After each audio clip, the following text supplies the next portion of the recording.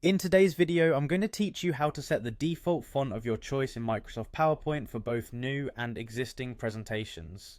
Whether you're preparing a formal business presentation or getting creative with a school project, having a consistent and preferred font across your slides can make a significant difference. So, let's dive into these simple steps. First things first, you'll want to open Microsoft PowerPoint on your computer.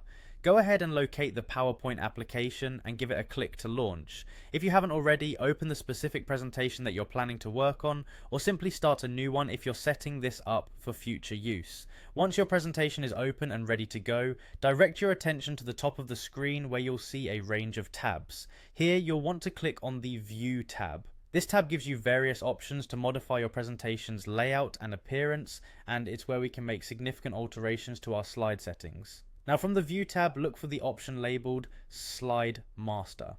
Clicking here will grant you access to the master slides layout where you can implement changes that will apply across all your slides. It essentially allows you to modify the backbone of your presentation, ensuring that any changes you make will remain consistent whenever you add new slides or templates. With the Slide Master view now open, it's time to focus on setting that default font. Towards the right hand side, you'll notice a font drop down. Click on this and it will reveal a list of available font options.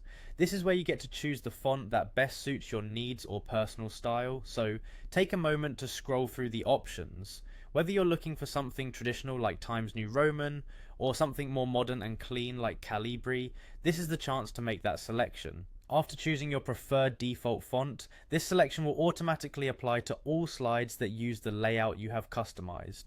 If you're working with multiple slide layouts, you may want to repeat this process for each one, ensuring they all share the same font selection. And just like that, your presentation will now carry your selected font as the default, giving it uniformity and style with minimal hassle.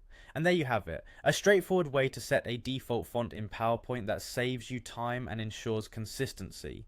Remember, these steps will apply each time you create a new presentation or open an existing one with the same layout. Thank you for watching, and I hope this tutorial helps you make professional and cohesive PowerPoint presentations with ease.